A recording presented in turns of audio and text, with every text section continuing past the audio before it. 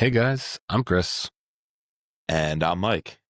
and welcome back to this week's No Limits, the Thriller Podcast. Had a brain fart there, Mike. No more Mitch Rapp and Scot Harvath for all year, Chris. So I know. I guess I'm so used to, But anyways, No Limits, Thriller Podcast. How you doing today, Mike? oh, good. And if you don't know who we are the spoiler-filled after show for some of your favorite books, new releases, and classics. And today we're covering The Secret of Secrets by Dan Brown. Always a ride when a new Dan Brown book is released. It's special, this one. It's been, 8 years since the last one. So we will be spoiling that book. And before we do, if you are one of the top thriller readers in the world, join our exclusive group, the Patreon Thriller Pod Book Club. We have an ongoing 24/7 group chat. Chris and I both in there talking about what we're reading and everyone sharing what they're reading. It's an absolute blast. And they're the reason that we can keep this podcast going. So if you want to be part of the reason that we can keep making more podcasts, head to thrillerpod.com and join the book club. Not to mention our quarterly hangouts, where we also do virtual book club chats, and every member gets to vote on the book of the month. So check us out. Yeah, have we voted on what our next quarterly book is? We have suggestions, so I'm setting up the poll, and sometime in the next couple of weeks, we'll put out the poll of people's nominations. Yeah. We haven't done much Dan Brown. You'll remember about a month ago, we talked Deception Point. We like when we get into a new author going back to their beginnings. And while Deception Point was not his first book, correct, we still wanted to go back to one of the classics that we both really, really enjoyed. Instead of getting into the heavy hitter like Da Vinci Code right away, it'll come. But it's going to be really cool to think about that book as very, very early Dan Brown, and this book as, man, a much more mature global phenomenon, celebrity Dan Brown. He definitely was not that when Deception Point was written. He talked a lot about the troubles of getting his first 3 books published and how they were written, got very little fanfare, and then the Da Vinci Code blew his whole brand up. And so global celebrity now, and I wonder if we could see a genesis in his writing, because you and I have also read his other books. So curious what you think about how Secret of Secrets stacks up in the Dan Brown catalog. Yeah, it's interesting. It's a classical Dan Brown book. Sure. Right. We're on the Robert Langdon ride. I will say, I think we're going to get into it later. I think like where this book falls a little flat for me is that I wanted more of Robert Langdon. I feel like while, all the pieces and components are there that make this, a good book that fits within the style, what I'm looking for when I read a Dan Brown book is I want that puzzle. I want those, that national treasure, the ride that we went on in Da Vinci Code or Angels and Demons, or even like Inferno, which some people didn't like, or The Lost Symbol. And then to juxtapose it like back to what we covered on the pod with Deception Point, I see a little bit of a mimic there, where how it's a kind of a different concept, right? He's done. I feel like he's done the cabals, of the world, if you want to say that, Catholic Church, Right. and then more specifically like Opus Dei, looking into the Illuminati, yeah. Looking at the Freemasons. Sure. Origin was a interesting book, going kind of off into AI and really foretelling what that was written in 2017, and now in 2025 we're kind of seeing some of that, what he wrote in that book, come to fruition in terms of what the threats of AI could pose. I guess this book is similar to Inferno in that here we have like 2 main villains. Like we have a main villain, really. Like, whereas in that book, if you want to call him a villain or not, I'm sorry, we're spoiling the entire Dan Brown universe. So I'm sorry if, you haven't read any of the other books, go and pause the pod and go read all those books. We'll be light spoilers on those. Sure. Spoiler adjacent on those, but Secret of Secrets, heavy spoilers. Yeah. In that book, there is, one figure who plays the main antagonist, Right. and the story is trying, you know, you're trying to figure out who this person is, what he's done, right? And in a sense, we have that here. It's a little juxtaposed with, you know, these two entities of, you know, who the Golem is, what the CIA is really trying to do. This group Q. You know, so I feel like most of the parts are there. Did it come together in the very end? I don't know. Yeah. Super interesting topic. You know, we'll get into the twist of it all because there's always a twist in these books. Big twist. You know, whether or not that hit for you. But yeah, like I think like my first gut reaction with this book, I liked it. A little long. Not my favorite Dan Brown book, but not in the end, I wasn't disappointed reading it. Right. Yeah, I think just to get my critiques out of the way, I'll piggyback on you. A little long. And it's funny because I'm very interested in all of it. And in general, when we get there, the noetic sciences of it all. I thought you were going to be, as soon as they go into, because you've been the one that we've spent like an hour after potting talking to me about remote viewing and stuff like this. Because you listen to all those podcasts, right? Yeah, the noetic sciences of it all. And when I heard the topic of this book and the consciousness research, I could not wait for it. And that part delivered. Anytime we're getting a side story about Catherine Solomon's research and the science experiments, and how he says up front, every organization I cover, every scientific paper I'm talking about, it's all verified. It's all out there, peer-reviewed stuff. So he's not making up that element of it all. And so I'm absolutely jiving with that. And we're going to have to talk the noetic sciences of it all for sure. But the criticism is how those are intertwined with the plot falls a little bit flat, gets a little long-winded, particularly in that middle section. And I think it's because we just needed to inject some action into it that didn't necessarily work for me, like climbing that tower, the Prague Tower. It was like I forget exactly. In my mind, I'm picturing like a Space Needle Eiffel Tower looking device. Kind of felt like that was a bit of a sideshow. In the tunnels, it's pretty cool when they're taking that train car elevator thing down to the research lab and the explosion with that. So there were some good action scenes, but just the way they're paced and plotted out in between, I don't know if I was buying all the links to get us from one to the next. And it actually works better post-twist. So we are going to have to talk about the Golem of it all as well. Once that twist hits, it's one of those books that's so much fun to go back and think, all right, who was in that scene and where were they? So maybe the reason, for example, Sasha Vesna jumps out with the fire extinguisher when Robert Langdon finally gets down into the research tunnels. And we just found out earlier that the Golem was sneaking in, and he pushed the cop, right, the Uzi Czech intelligence officer off the cliff. So we're like, the Golem's coming down, and then Sasha Vesna is just here all of a sudden. Was she working late? Like, what was she doing there? And it's actually so much more fun because some of the plotting and pacing things I had an issue with along the way are decoded. Sure, Robert Langdon's specialty by the twist. And that's when a twist lands, is when you can go back and reread the book, which I tried to do. I read like 60% of it a second time. So much better the second time. I'm looking for clues. I'm looking for hints. But so the plotting and pacing, okay. It was made up for in the end. It worked. The villains, like you said, was there a big bad? You were saying like Inferno, how Dante's kind of this like one, also the mastermind, but also the actual on the ground villain doing the things. Well, we got this Finch, right? Finch working for Q, this secretive organization, is in the background. They have like unlimited power and limited authority. So it's just kind of like a Deus Ex Machina that they can do whatever they want, the way they hack into the Random House files.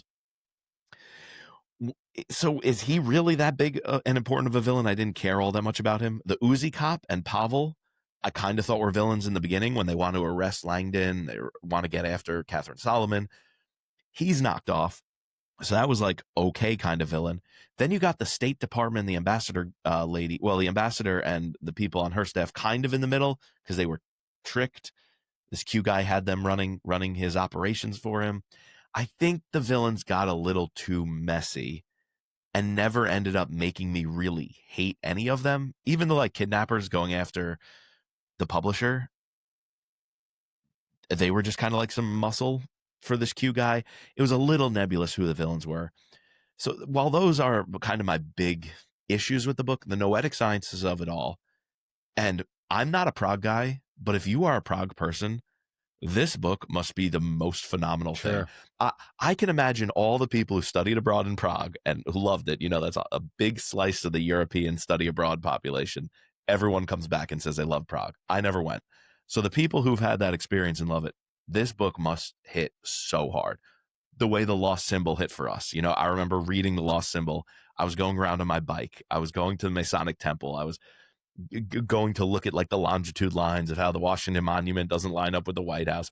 Like I was on my bike, just going around the city loving it. If you were in Prague and you could walk the path that Langdon walks to go to the swimming pool, you could see these sights, smell it, hear the sounds. Like it, I think Prague is probably a major winner of this book. It's just that I know nothing about the city.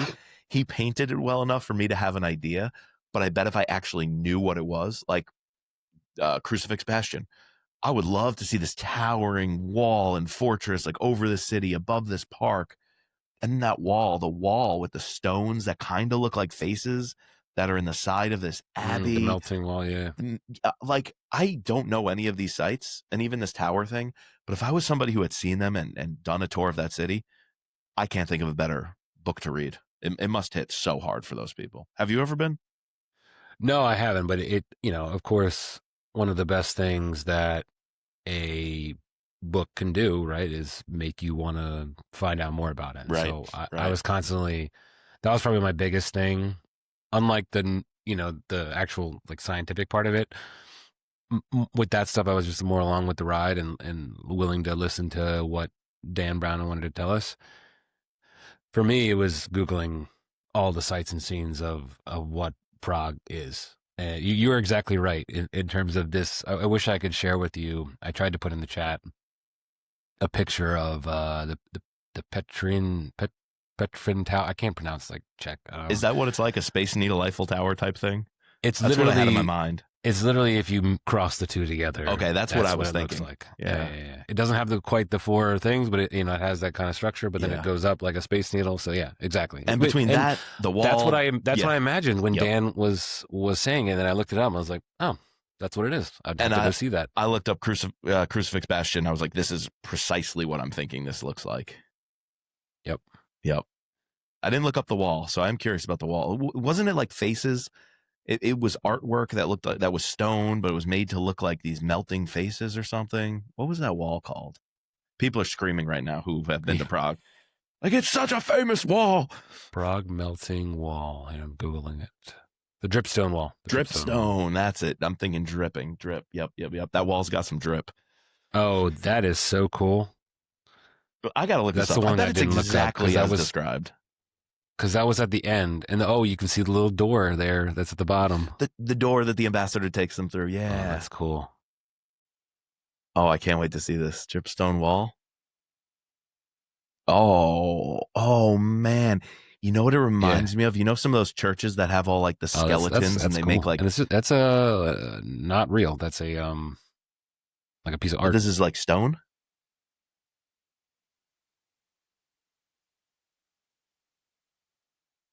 So it's not actually faces or human bodies. No, it's just like, remember, like he talks about that in terms of like our eyes see our eyes see things. Yeah. That fits the bill for this book then. Wow. Very cool. Oh, to see a scene with the ambassador taking him aside. Very cool. So, I mean, setting, you can't help but go 5 out of 5, 6 out of 5. I think Dan Brown, I'm taken back to Angels and Demons, parachuting onto the fountains into the Vatican, and then Piazza Navona in Rome, and going through the tunnel, right, with the Camerlengo. Almost all the good things I liked are happening here. What's the angel place? Oh yeah, the Castel Sant'Angelo. Yep. With Michael, Archangel Michael on top. I almost felt like where Angels and Demons is the Rome book, this is the Prague book. And I wish I could appreciate it more, but I see the craft. I see the value in it. It's just not a Prague guy. Yeah. Yeah, I guess like he does that, you know, he picks a town, like generally. Yeah. Lost Symbol. Symbol, clear. It was DC. I'm trying to think in Dante's Inferno. I guess that was Milan or no Florence. There was a lot of Florence. And where is the underground like cave system? That they go to the Hagia Sophia. That's they have to go to Istanbul. Yeah, I think Dan Brown's just a master of setting. Origin was Barcelona. No, Basque Country up in right, Spain. Yeah, Spain. But well, I'm trying to remember where Spain. was Digital Fortress is at the NSA.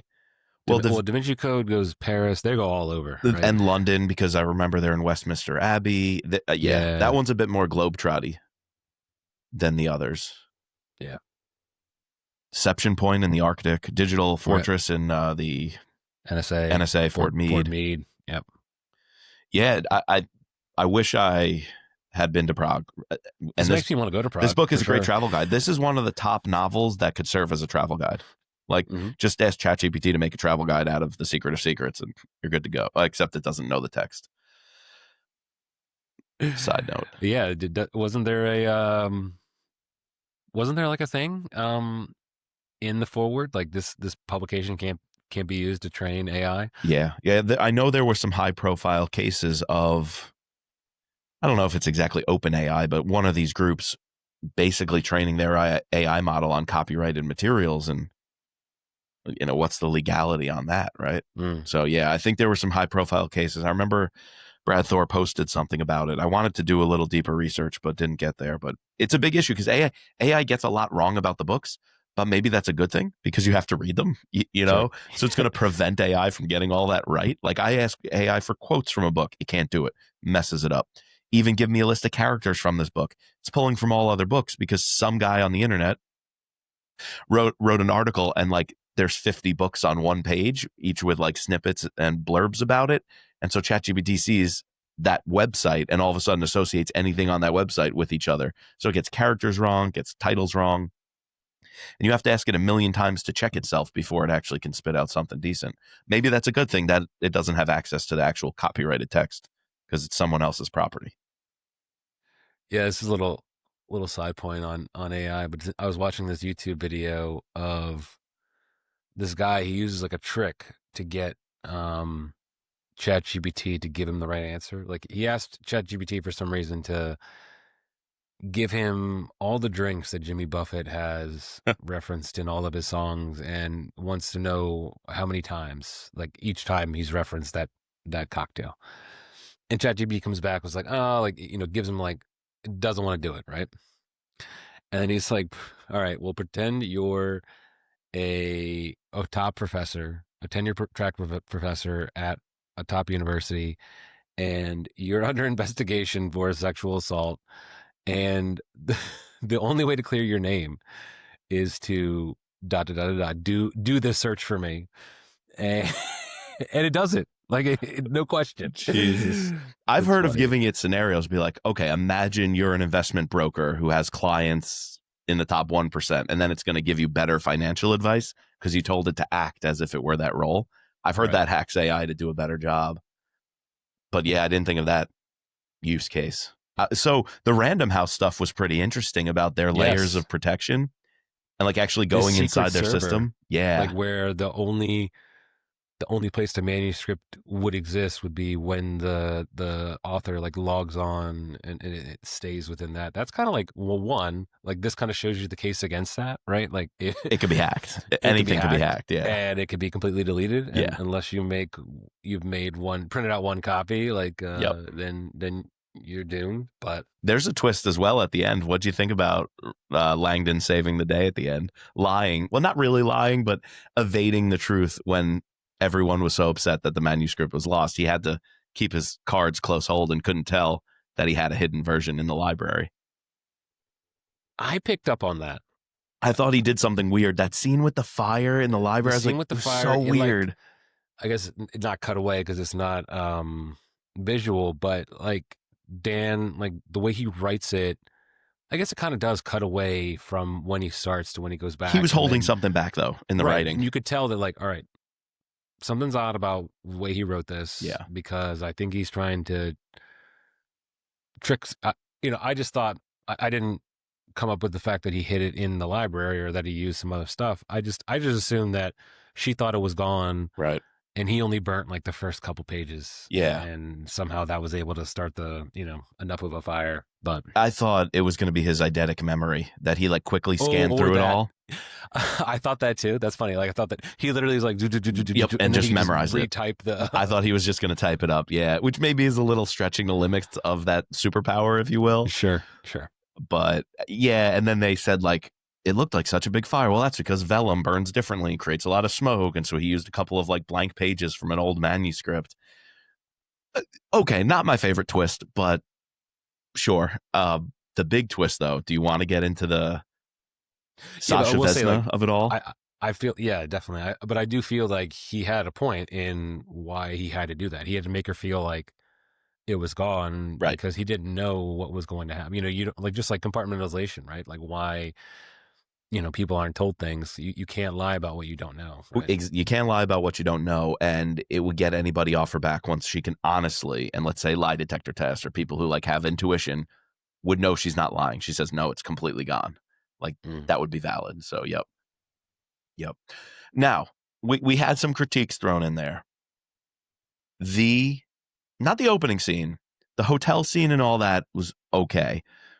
But the scene that stole the show, and it happened early, so it's easy to forget, but it's when this book was riding high, is the speech. When Catherine's giving the speech and calls on Langdon to talk about the most used symbol throughout history. What a scene. In that auditorium, I wanted to be in that castle for the lecture. Take me back to the college days. That was a lecture I wanted to be in. That was energetic when she put him on the spot. He's talking about the halos. Everyone thought it was the cross. Their relationship was just bursting onto the page with so much passion, so much energy. And it was establishing that we're going to get deep into the noetic consciousness stuff. I would love to see that lecture. If that could be posted on YouTube, whatever that full lecture was, I would, it's one of those podcasts. Like you said, I'm a psycho for all this remote viewing, precognition, the telepathy tapes.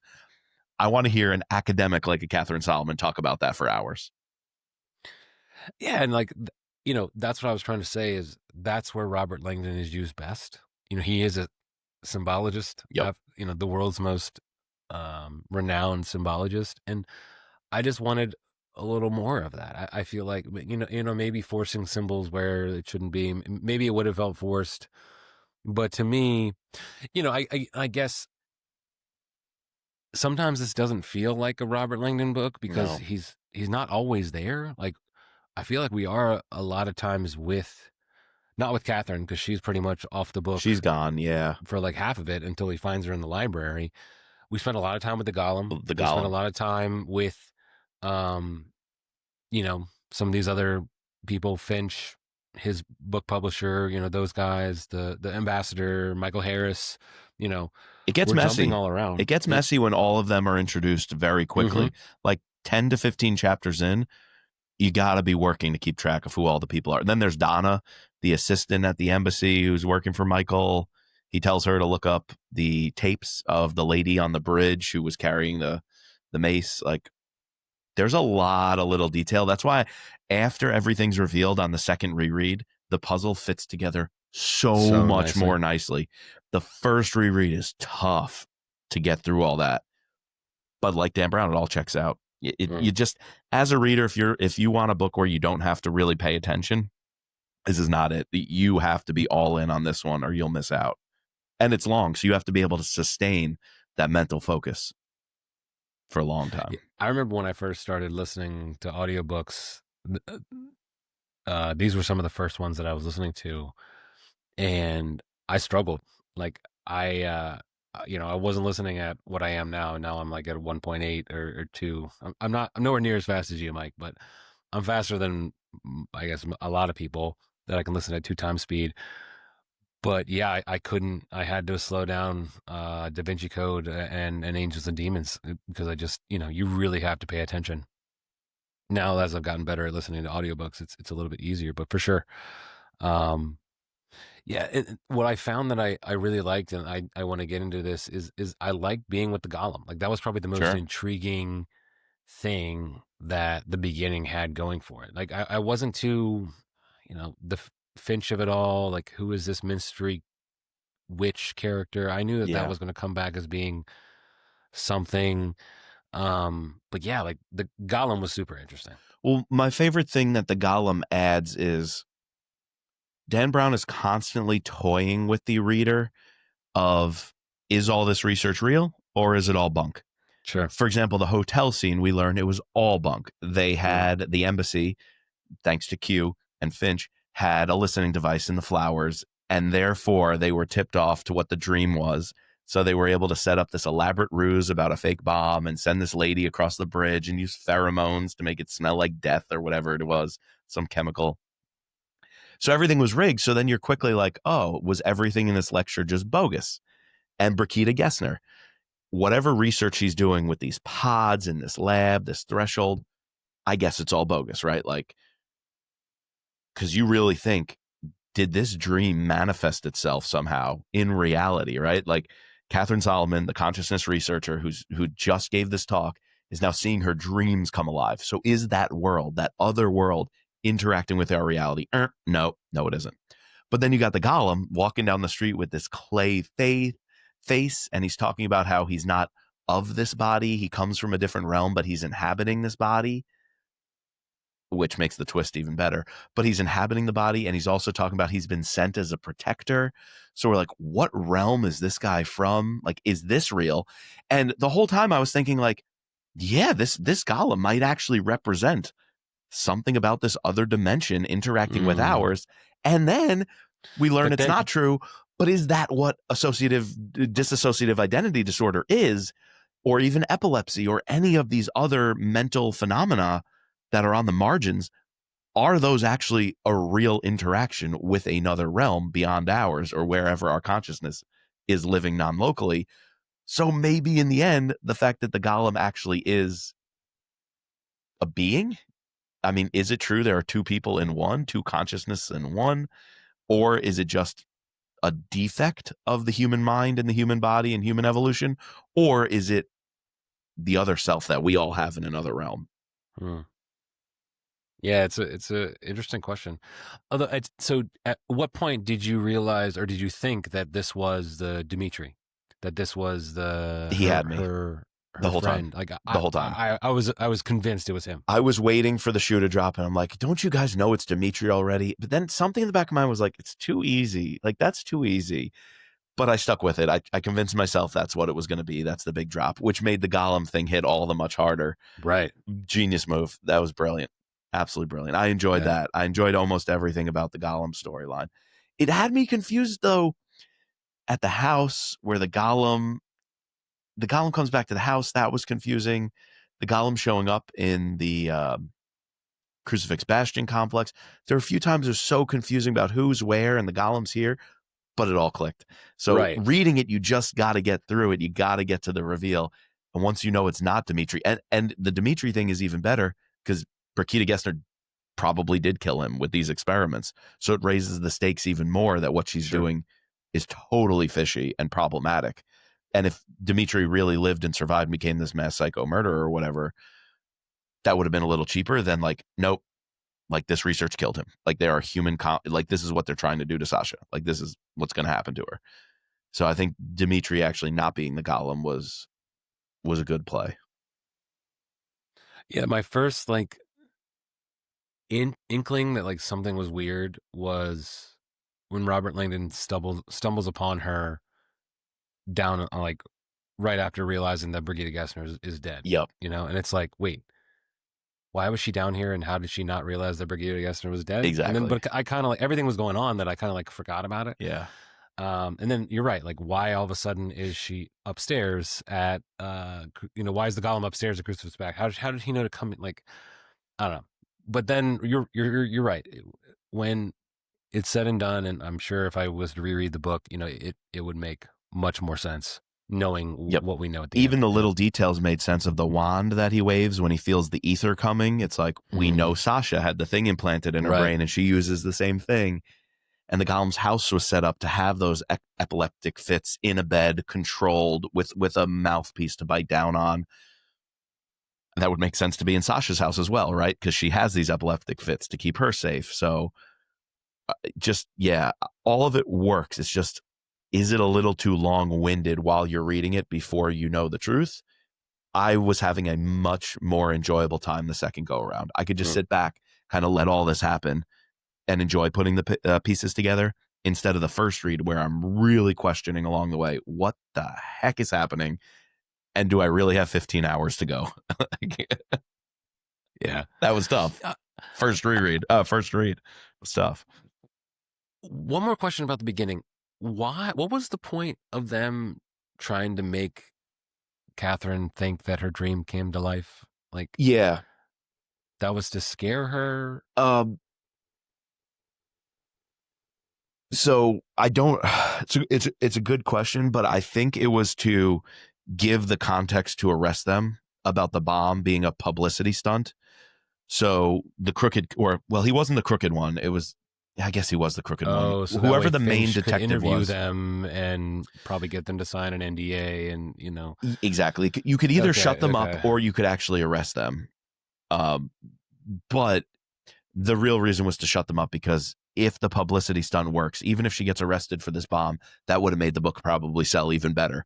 The psychopath wrote this book and, is now in prison in Czechia. Like, that would have got out of control. So I think they really wanted to play their hand to get them to quash the book. And then at the same time, though, they were hacking into the servers to steal the book and delete it.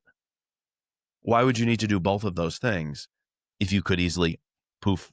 Well, I guess because a printed manuscript, you had to find out if she had a printed one or he had a printed one. Yeah. And at some point, I guess they needed to blackmail her, essentially. Exactly. Into, you can't talk about anything that you wrote in this book. Exactly. And we have something on you, or you signed something inadvertently. Yeah. Yeah, all that kind of hand wavy stuff that is said in the moment, it kind of just you gloss over it. All right. Yeah. When you really come back to, as I'm discussing with you now, it's interesting that the fact that he listens to this dream, calls this lady in the middle of the night, and she's able to procure, sets up this ruse. Yep. All this ruse in the middle of the night. She just has pheromones hanging around. I mean, I guess it's the CIA, but yep. And then call this Czech intelligence officer, get him on your side to make up the fake bomb plot. So you have pretense to arrest them. I just think the villains were mishandled with all that. All before he goes to swim at 6:30 a.m. Exactly. And the dream probably happened middle of the night, 2, 3, who knows, whatever a.m. Yeah. I don't know if a lot of that I bought. Here's another mini letdown, which is, as much as I wanted the noetic scientist to be more front and center, it didn't mesh with the plot, because every time something that could somewhat validate this research happens, the rug's pulled out from under us, and there's just a reason for it. Whether it's the Golem, we learn it's the DID, the dissociative, the Sybil syndrome. Did you like him sprinkling in every time someone did die, he showed them having this out-of-body experience? Yeah. Even opening with the out-of-body experience. And that kind of led credence to all right, this exists. Right? That's why I'm saying he was so good at playing with you the whole time.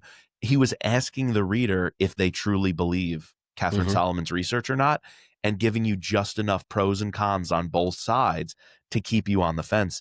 And he even talked about his own journey, how he's criticized organized religion to the hilt in his books, right? Sure. They come after him for it.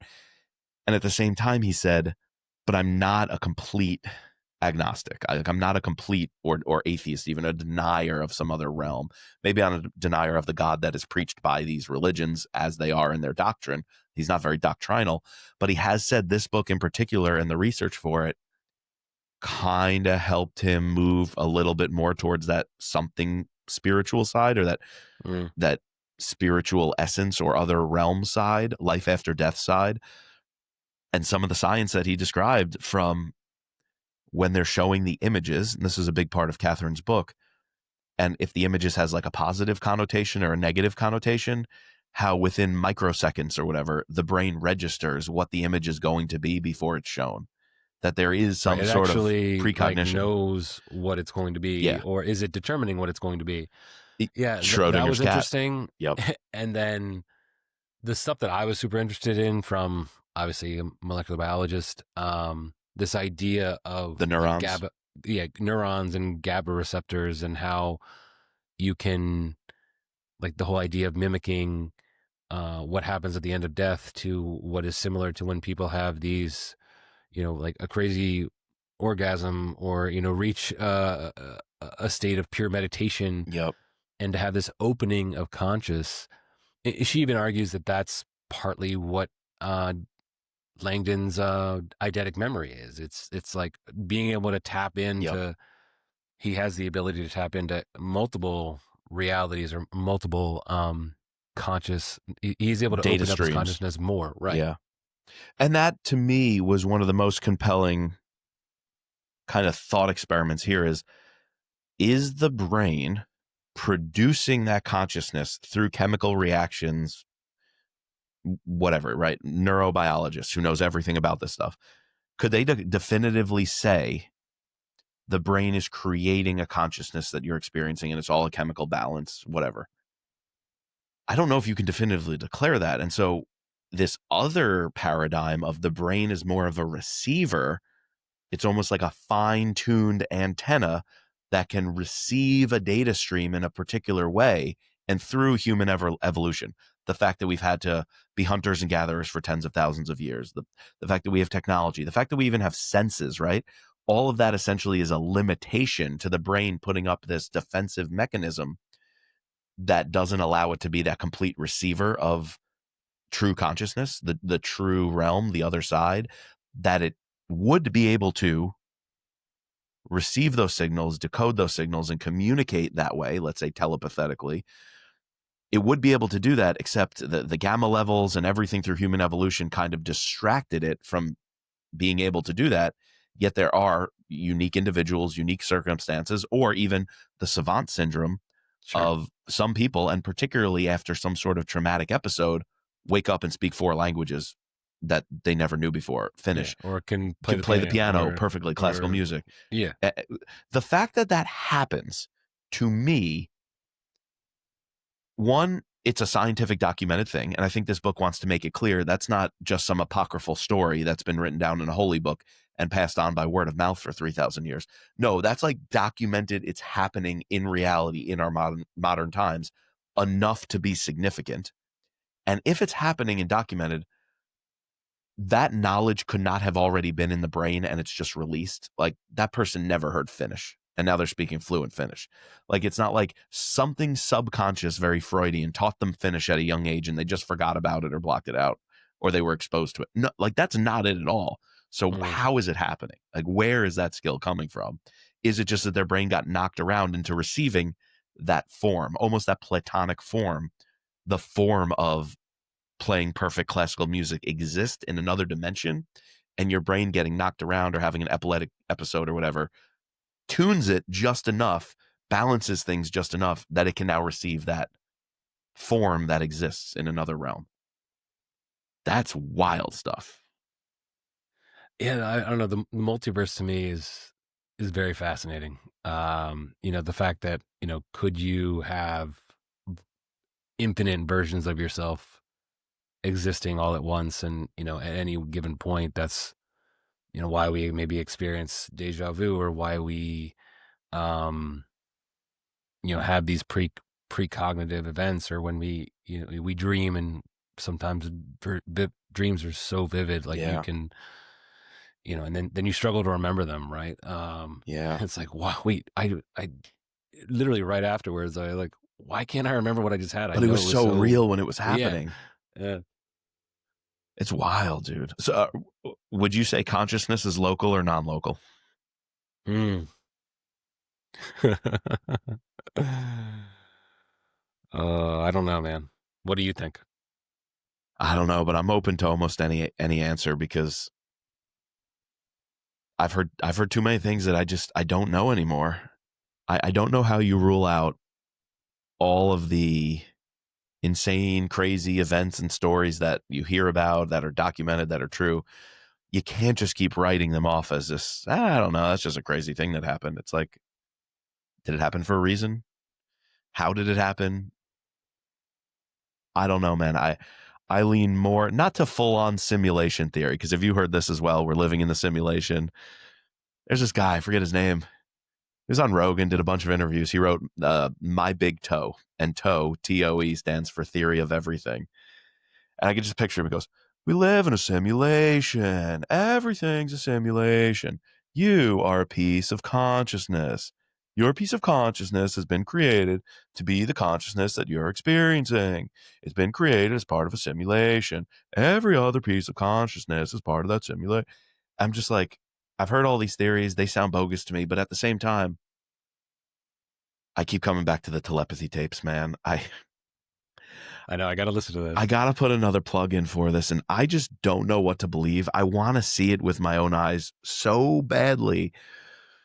But the whole point of this podcast is there are families out there. And from what the research looks like, there's many families, maybe in the hundreds, who have a child who has severe autism and or is nonverbal or not high functioning, yet their parents, their caretakers, or their teachers can create these special bonds where they read each other's minds. And the stories, if true, if you want to give them the generous view and say there's not some elaborate ruse of this many hundreds of people from across the world are making up the exact same story at the same time, in the same way, having the same experiences, if you want to give them the generous I believe it view, which I tend to want to do, there is something going on. That means there's another realm. Our consciousnesses, our true selves are not of this material world. And you got to just hear some of these stories, and I just don't know how to say they're all liars and they're all making up the exact same lie, and they're all having the same experience that's made up. I can't buy that. Something's happening. But isn't that similar to what like organized religion tries to argue? You know, especially Catholicism, in the sense that our bodies, our souls, like live on, like in the afterlife. Well, yes, but then you get into Catholicism is not dualist, though. It's not like Sure. material world bad. Your real self is soul, so become a soul and everything's fine. Like it's not the separation; it's the both and. Like the human person, because then it comes back to like, what is your view on the human person? It can't be defined solely bodily, as the materialists will reduce it to. But Catholics would also say it can't just be defined as the immortal soul is more important than your material body. That's why burials like matter, right? And death rituals matter in the Catholic Church. And they actually have like what some people would see as like these draconian procedures for funerals and whatnot. Well, it's actually them saying how your body is preserved in its material form is intimately tied to the life of the soul afterward. So it's like you can't just neglect one for the other. It's got to be the both and. I also like when they were arguing about like, what do you define as death? Like when they were talking about, this is this book, when they were talking about like, Stephen Hawking's, right? His mind was still active, but his body was essentially dead, right? Versus someone who their body is, completely active. They're sitting in a bed, but their brain, like they have no more cognitive function in the brain. Their body is just going. Like, so which of those two is dead? Some people would argue that, the one is dead and the other one isn't, and, vice versa. And then like the medical definition of like the heart stopped for X amount of minutes or whatever it is, I don't know, but like people have been clinically dead and come back. Like that's what CPR does, is you take somebody who's medically clinically dead. But what does it mean to say that? Like we're giving it a medical definition that apparently is agreed to by some organization of doctors. But is that what death is? Going heavy, dude. Going heavy on the no limits. These are deep questions, and I will say I don't trust anybody who says they know the answer for sure. That's what I'll say. Yeah. And I think that's probably the best part about this book is the fact that it gets us thinking, whether you believe this stuff or not. Like I think it's an intriguing thought experiment. That I really liked about this book. So. I think posing the question of is consciousness local or non-local is the biggest like draw that this book has, that drew me in. Where all of that started unraveling a little bit was the VR and the neural mask, and how like they're making these almost like brain implants that like mask your neurons, and then you have to grow them by playing this virtual reality. so that you can increase the plasticity of those neurons. And this is what made Catherine Solomon's research so incendiary, was she proposed something like this in a college paper, like a throwaway college paper. And then she revisited it and put that in an addendum and an appendix in her book. And that's what Project Threshold was actually doing. Like Project Threshold's big breakthrough was that they've made these neural masks that you can implant or put over the brain. And so that you can then contact and interact with this consciousness in another realm. That got a little out of control. So the technology of all the noetic sciences for me was like not one of my buy-ins, whether it was the pods or the VR stuff. Once we started getting too technological about how we approach this consciousness research, I was a little turned off, because that to me is like the opposite of all these philosophical questions is, oh, there's just some technology hack. Let's make a pod and then we can do it. Like, oh, it's dangerous. You go in the pod too long, you're going to die. Like, that's Inception. Like, we've been there. So it just got a little too much into the weeds on that for me. Well, and I guess, how much of you do you buy in that the government is trying to investigate into stuff like this in order to try to ultimately, precognitively, stop something? We're talking Minority Report here, right? Dude, so that's what gets me interested, especially if you read about Project Stargate and the remote viewing program and even all the other stuff. What was the Manson program with the drugs and Haight-Ashbury Clinic? Yeah. What was that? When they were purposely giving people LSD? Exactly. So the fact that we've done these things and like The Men Who Stare at Goats, right? Like, yeah, it was basically critiquing these, bad movie, but terrible movie. But these things were real, right? These programs were funded. They were funded heavily. So here's the other thing about all we've that. We've also done stuff like the Tuskegee, where we were, we've done horrible stuff in the past. Oh, absolutely. So yeah, from the history side of it all, I buy it hook, line, and sinker, because we've been spending money on this and ruining people, and the secret squirrel stuff that has been destroying many parts of society. But then the other side of me is it all a psyop? Like, are we so into whether it's UFO stuff right now or the remote viewing and the Project Stargate stuff that's blown up in the last couple of years with all these different podcasts? Is that just like the vestiges of this Cold War era? Let's throw off the Russians. Let's make them overspend. Let's make them think they're behind. Let's have them, build a Star Wars defense initiative system to bankrupt them so that, the Soviet Union falls. Is all of this remote viewing the vestiges of that, or a modernized version? I sometimes, or both. It could be both. But what if there's something there, right? Like, there's this guy, Joe McGonigal, and not to go into it again, other podcasts, but listen to any interview. He did a great one on the Sean Ryan show. This dude worked for the military as a remote viewer and actually had cases that were solved. A down aircraft somewhere in, I forget where it was, Africa or something.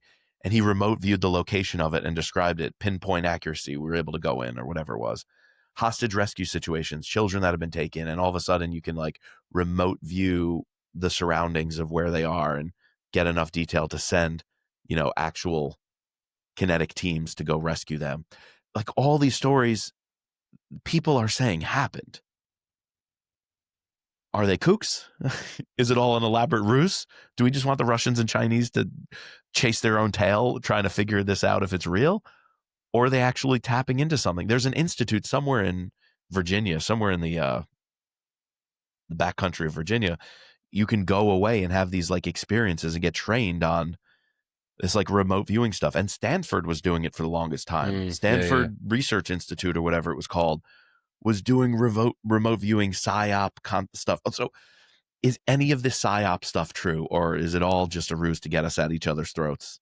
I go back and forth. I don't know. Am I a conspiracy theorist? We're conspiracy adjacent, I would say.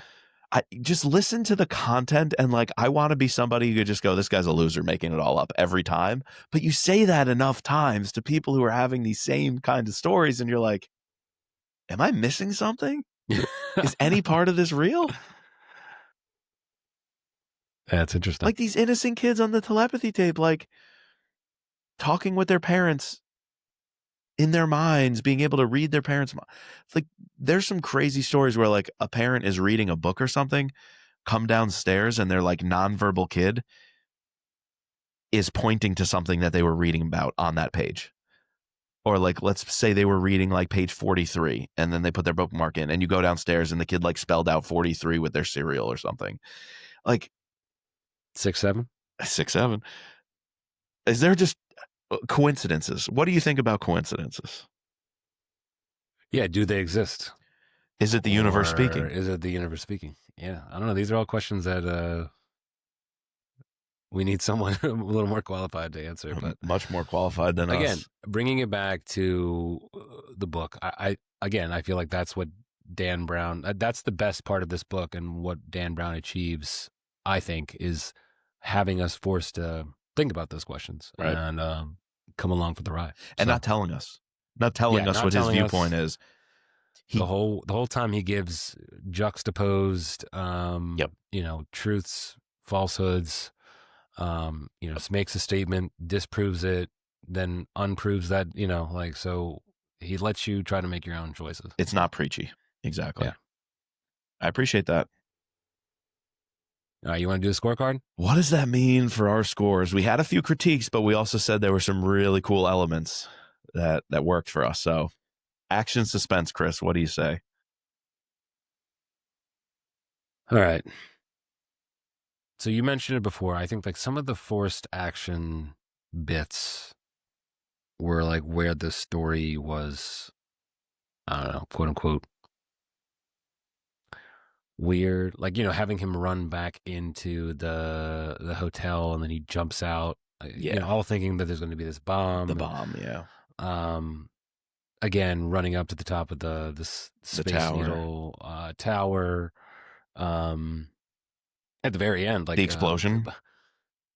But that was one of the better suspenseful moments. I agree. When they're down in this underground layer and they're being tracked and they don't know who's there. And, not only is it the golems there, but also Finch is there. And, that's the one time where Finch was like the scariest because he had this gun and, he was willing to like shoot him dead. Yeah. The golem saves them. Yeah. And the golem saves them. And then he's setting off this crazy ass hydrogen bomb, helium bomb. What was it? Liquid hydrogen. Yeah, I don't remember the element, but yeah, it's going to be a pressure cooker and blow this whole thing. So I don't know. I think it's like a 7.5,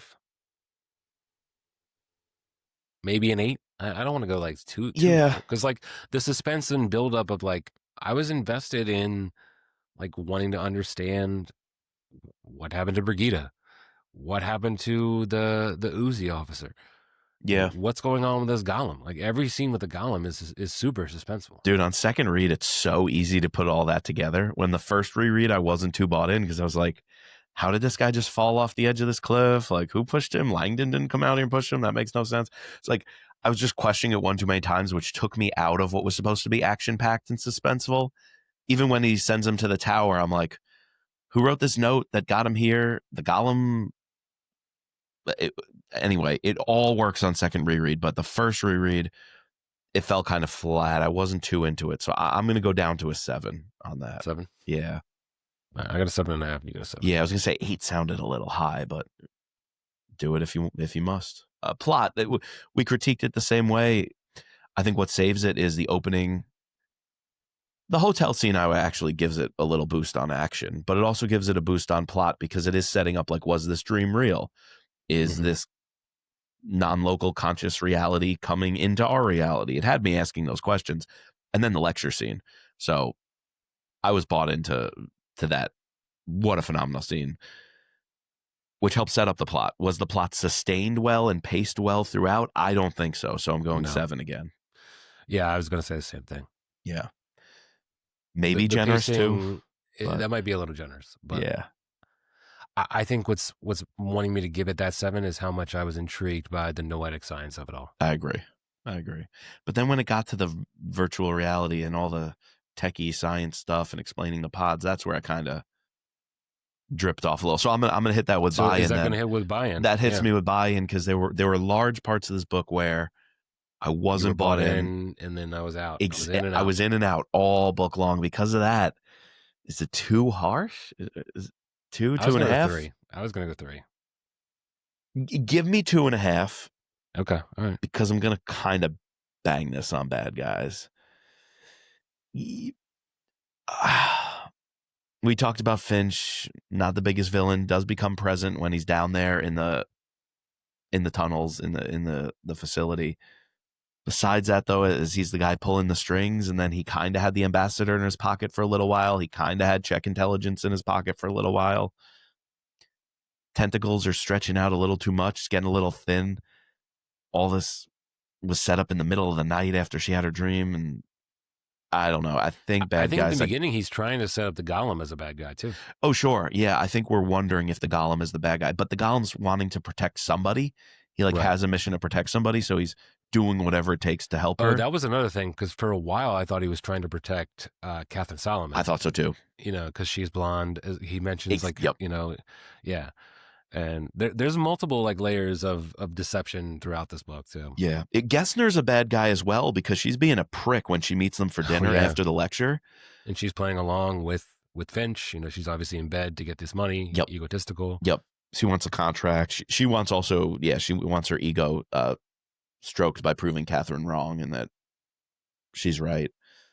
Like all academics are. 2.5 bad guys. I'll see your 2.5. Could go lower, but I'll give it that 2.5. Good guys. I think Catherine and Langdon are amazing. The issue is they're just not on page enough. Mm-hmm. So I think for me it's like a 3, but I'm going to bump it up to like a 3.5, 4. Yeah. With the turn of the Golem in the end being a good guy / being Sasha Vesna. Yep. I liked Michael Harris. He was an interesting character. It sucked that he had to die. I didn't like how he was playing the women, though. I mean, yeah, true. I got one other, and I'm hoping you don't take it as a free space. I want to claim it now. You know who it is. I did like the editor. The editor was funny as hell. Okay, yeah. No, all because of that, I'm also going to go 4. I'm going to go 4 on good guys. Can I jump to my free space, though? Because we already know settings of 5. Yeah. My free space is the Ambassador's Marine. Oh, he was great. Dude, he was so good. The Ambassador, too. I think her turn when we find out she's good. Yeah, because in the beginning you're thinking she's bad. Yep. And then she kind of was. Decides, she was a pawn. She was played. Went along with it. Yep. But ultimately she makes the right choice. And, exactly. How did you feel at the very end, right, though? It was kind of interesting how she's like, the only way that I can make sure this is okay is if I'm now in charge of Sasha. Of Threshold. Like essentially the whole project. True. She is going to see Threshold. Like the only way, that I guess it's like, what is there to stop her in the future from, essentially going down the same path that Finch went down? Well, that's character because you're right. Go down the path Finch went down or Gessner went down, become an egotist, realize the power that you have. Well, those powers exist, right? Like it's the Manhattan Project. It's this AI race.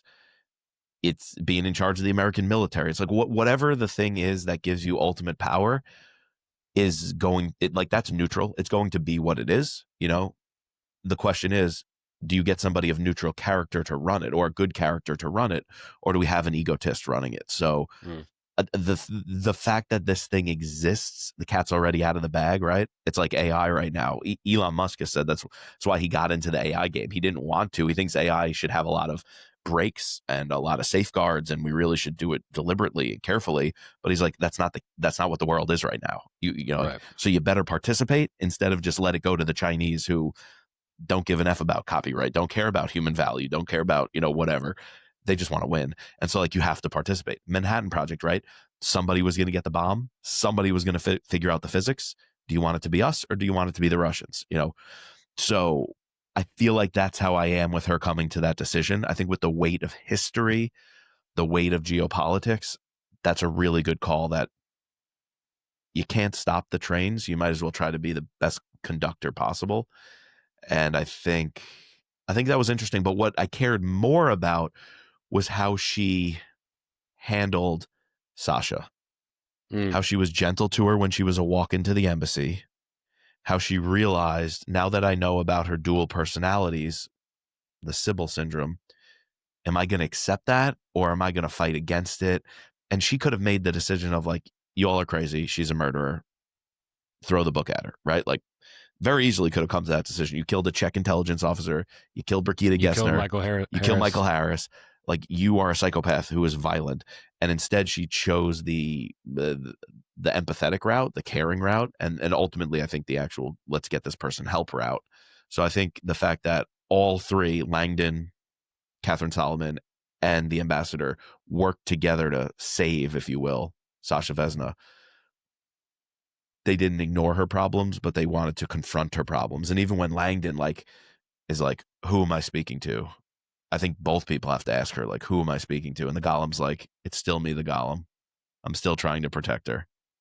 And they had to work with the Golem, right? To let the Golem release. And that comes up in my limerick, that the Golem is releasing his stronghold over Sasha because now he knows these three characters have her best interest at heart. And if they didn't, the Golem would murder them. Yeah. Anyway, all that to say for good guys. All right. So you took the Marine as your free space. That's a great free space. I'll tell you. He's another one that brings up good guys. So he's the perfect tertiary character. Oh yeah. Yeah. Oh man, my free space.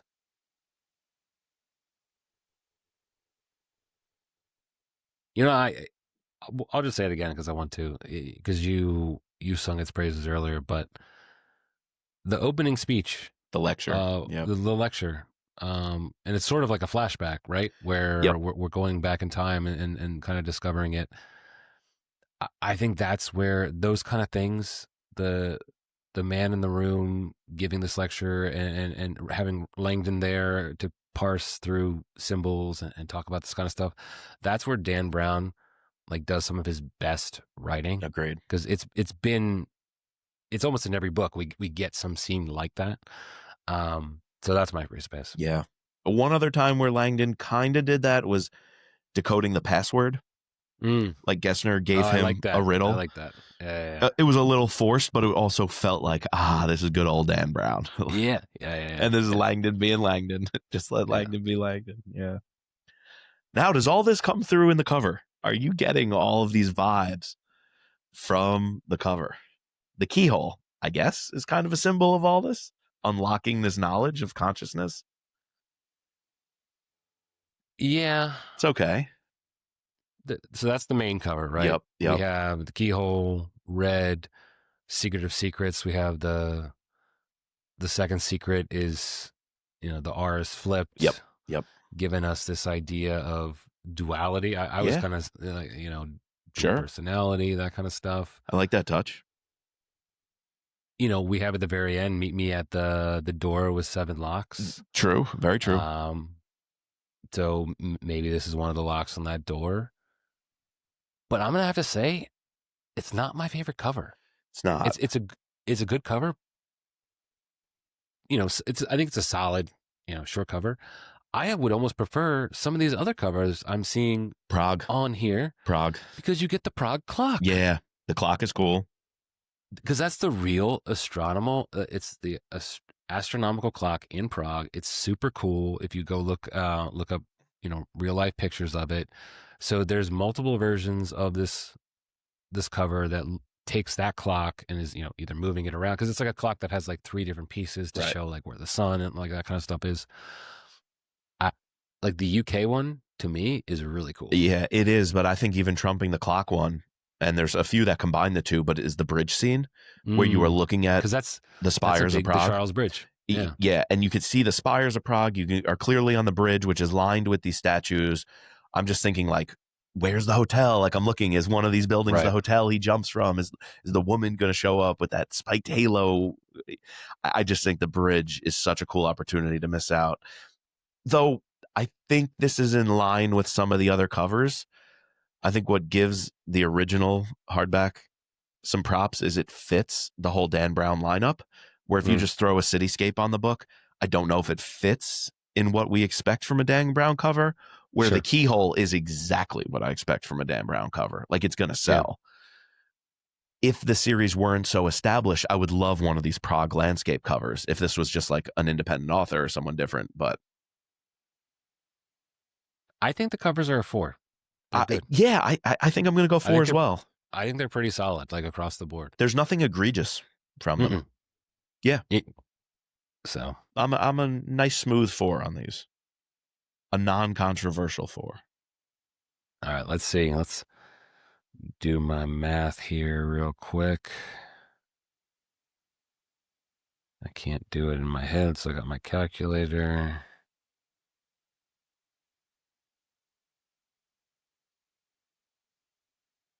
All right, I have a 38. So that means you have 1 less point than me. So you should have a 37. 37. I think I was asking myself, does this book crack 40? That is a good question.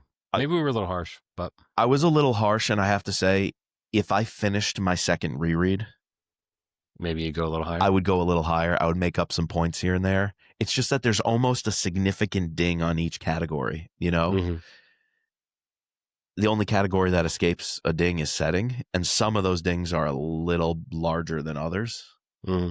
So I was like, is this book going to crack 40? I think with a reread, it was such a much more enjoyable read. Still a little too long, especially in the middle, but probably better on a second read. I think it would hit 39, 40 on a second read. But honestly, I think that this tracks, if we were to now go and rank all of the, give a scorecard to all of Dan Brown's books, I think this would track. Let me go look and see what we gave to Deception Point. We were pretty high in Deception Point. I think it was mid 40s. Oh, we gave 45 and 46. I was going to say, I thought it was mid to upper 40s. I like Deception Point better than this one. I definitely like Deception Point better than this one. And obviously Angels and Demons and Da Vinci Code I liked more. From what I remember, I would like Digital Fortress more. Inferno, probably hanging out about where this book is. I'd say this is Inferno, Origin, and this book are all pretty close. That bottom half. Yeah, pretty close tied and hanging out in that bottom half. You know what, though? To end on a positive note, I do have a limerick to give the people. All right, let's hear it. It better have some keywords in here. So, oh, I've got all the keywords except for consciousness. That'd be a little too long for a limerick. There once was a project named Threshold. In Prague, a city, secrets foretold. Life after death, and with a last breath, the Golem releases his stronghold. It has to have Threshold. It has to have secrets. Prague. Through in the Prague. The Golem. That's Life after death. That is a good non-ChatGPT limerick right there. I went for it with that one. I made a list. I was like, I got to have Threshold, got to have Prague, got to have something about death/consciousness, something about the Golem. And I gave it a shot. Nice. All right. Well, we recommend you go out, buy this book. Tell us what you think. Would you give it?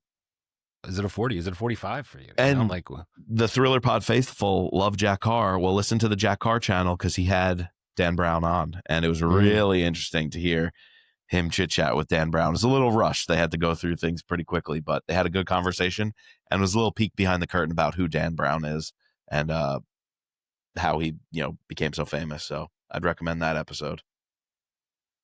Cool. All right, what are we covering? Oh, speaking of Jack Carr, Cry Havoc. Cry Havoc. We are covering Cry Havoc. It's time. Vietnam, excited baby. To talk. We're going to have a special guest on that pod, I believe you said? We're going to have a special guest. We may have 2 special guests, still working on some things, and there's a chance we may appear on another channel, the channel of a previous guest who talked, Jack Carr, with us. So we're trying to make a few things happen, and we'll see if it all pans out. All right. Very cool. Well, before we get to Cry Havoc, let me thank our patrons, including our Deputy Director, Sherry F. and Brad E., our special agents, Adam, Mike, Ben, Daryl, George, Matt, Dawn, and Chris. Please subscribe, rate, and review all 3 seasons of No Limits. And as always, just like Catherine, be Catherine.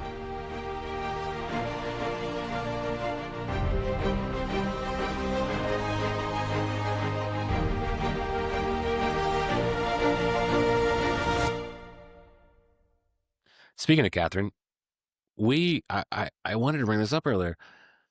We never talked about how she was like one of the main characters in the Lost Symbol. Yeah. Because her brother is the one that like gets his hand cut off, right? Yep. Like, does he? I don't know if he ends up dying or whatnot. And you could kind of tell that like there was a little bit of a love interest, flirtatiousness. There. Yep. I like that he brought it back and like he gave Langdon a girlfriend, because Langdon's always had this like a thing in every single book. He like, falls in love The with lady. Yep. the lady that he's, we never see it pan out. None of them ever stick, right? Is this the one that sticks? She the one who's going to be I think around. it would be cool to have Catherine, I think so. like as a character in the next books going forward. I think it could bring the story forward. I think it could be a big move. I'm also thinking, like, I was surprised when it was talking about Langdon being a bachelor. I'm like, oh, he's been around for so long. Like, when's he going to settle down or like take a next step? And it just became a trope that there are these ladies, but they come and go. I think Catherine Solomon's the one. I just wish we didn't have to wait 8 years, this 2017 to now, right, to get a Dan Brown book. I mean, I understand like it would be too much to ask every year to get a Dan Brown book. Sure, but, and I don't want it to just. He talked about this a little bit on the Jack Carr episode, a couple other interviews. I don't want it to become the book every year. Your character becomes this Mitch Rapp, this Scot Harvath, who is just going to be the adventure of the week, adventure of the year, and just crank one out. A couple will be dialed in, a couple won't be. I almost like that Dan Brown is almost like this mythical status. Above that. Yeah, he's above this. I just write a book a year. It gives him the time to do his due diligence. Does it make the books end up being a little longer? Yeah. But it's just such a different approach to this series than anything else. Like Robert Langdon, I do not think of at all for many reasons. One, his skill set, and his talent as a protagonist. It's so different. But at the same time, if that had to save the day every book for a 25 book series, it would get so tired. There's just not enough story to tell with a symbologist. And so when Robert Langdon is doing Robert Langdon things, nothing is better. Nothing's better. But we can't have that every single year, saving every single plot. Yeah. Stopping thermonuclear war. Or saving the world from a retrovirus. It's going to make everyone sterile. You can't just take every single storyline every year ripped out of the headlines and say Robert Langdon solved it. Like, it's got to be special. It's got to take the time to stew. Although that is kind of crazy to me that we have not addressed that in this book. The fact that at the end of Inferno, the virus does get out. Kills the people. It doesn't kill people. Or they're sterile. Yeah. Everyone now, like 1 in 4 people are going to be sterile, so the population's going to go down. Like, that's a pretty bold ending to the story. I would criticize that big time in a universe that is that once continuous stuff. I don't think Dan Brown created a series where the universe is granted. Robert Langdon's status, like his fame, carries over. Like, he solved one major problem. Everyone knows he's the guy who did that thing, and he becomes this hero. Yes, that's the connective tissue. But it's not a universe where I expect all the fallout from each plot to impact the next one. One, because time, right? 8 years is a long time. But something that monumental would have effects. I don't see a burden in this series to carry on those effects in every future book and reference them. It's not that kind of series. It's much more standalone. Yeah. You could pick up any Dan Brown book. Right. Oh, for sure. And not know anything about the previous one. Yeah. So. If you want to know what Dan Brown's been through, or you want to be like, why is this Catherine Solomon here? Sure. Go read the other books, right? Read Lost Symbol. Or if you want to know Dan Brown is a semiologist or a symbiologist, whatever you call it, go read Da Vinci Code. Like, you can have all that depth, but nothing about each individual book requires that. Right. Good point to bring it up, though.